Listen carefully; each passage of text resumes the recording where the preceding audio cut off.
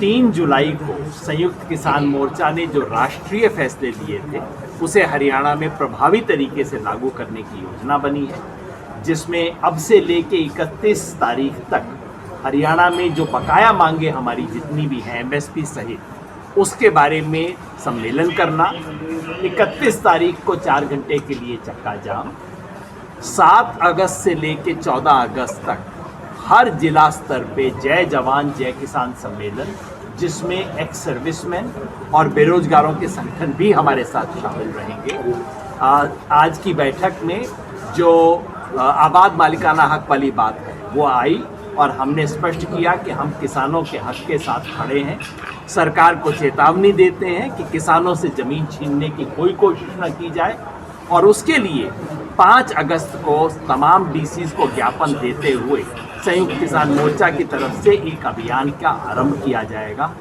संयुक्त किसान मोर्चा इन सभी मुद्दों के ऊपर लड़ता रहा है, लड़ेगा।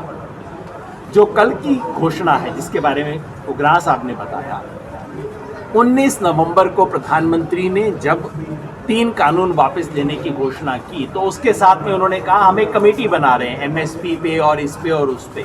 हमने पहले दिन से उसके बारे में संदेह जाहिर किया। हमने कहा ये कमेटी एमएसपी पे है या कुछ और चीज़ों पे है, क्या इस कमेटी के दायरे में ये बात भी है कि एमएसपी का कानून बनेगा या नहीं बनेगा, इसकी चर्चा भी कमेटी में होगी या नहीं। कमेटी में किसानों के साथ हमारे संयुक्त किसान मोर्चा के अलावा किन और लोगों को किसान के नाम पे आप बैठाओगे, और कमेटी का चेयरमैन कौन होगा जो सारी कमेटी को चलाएगा, किसान विरोधी तो नहीं होगा। परसों जो घोषणा हुई है उससे हमारे सारे संदेह सच साबित हुए। जो डर था एग्जैक्टली वही है। अध्यक्ष वो आदमी है जिसने तीनों कानून बनाए और आखिरी दिन तक वकालत करता रहा। प्रधानमंत्री ने जिस दिन हटाया उस दिन तक वकालत कर रहा था। साथ में रमेश चंद्र जो इसके सबसे बड़े पैरोकार हैं। किसानों के नाम पे 3 संयुक्त किसान मोर्चा के प्रतिनिधि होंगे, उनके सर पे 5 लोगों को बैठाया है, जिनमें से एक तो हमारे हरियाणा के भी आप सब जानते होंगे, उनके बारे में मुंह नहीं खोलूंगा उनके कैसे लोग हैं। 5 ऐसे लोगों को बैठाया है जो कि सारा टाइम किसान आंदोलन को गाली देने का काम करते हैं। आरएसएस बीजेपी के पिट्ठू लोगों के या उनके सदस्य लोगों को बैठाया है। कमेटी के परव्यू में कमेटी का जो एजेंडा है उसमें ये आइटम ही नहीं है कि कानून बनना चाहिए कि नहीं बनना चाहिए। अरे इस पे चर्चा तो कर लेते, चर्चा ही नहीं हो सकती। बल्कि उस कमेटी के एजेंडा में एक स्पेशल आइटम डाला गया है जिसके जरिए सरकार पिछले दरवाजे से वापस इन कानूनों को लाने की कोशिश करेगी। इसलिए ऐसी कमेटी में जाना, इसका सहयोग करने का कोई मतलब नहीं है। हम इस कमेटी को पूरी तरह खारिज करते हैं, इसमें नहीं जाएंगे, बल्कि इस कमेटी का भंडाफोड़ करेंगे। काफ़ी सारे निर्णय लिए गए। जो हमारे देश का स्कीम है उसमें जो फैसला लिया गया था, जो हमारे लंबित मुद्दे हैं, लखीमपुर खीरी का है, किसानों मुकदमे का है, और जो एमएसपी और खरीद गारंटी का कानून बनाने की मांग है, उसको लेकर के 31 जुलाई को जो फैसले लिए गए उसके मुताबिक रास्ते जाम किए जाएंगे 4 घंटे के लिए। और जहां भी जिस संगठन की जैसी भी स्थिति है उसके अनुसार प्रदर्शन भी करेंगे, पुतले भी जलाए जाएंगे। इस तरह का आज ये निर्णय पर स्कीम ने हरियाणा ने मोहर लगाई है।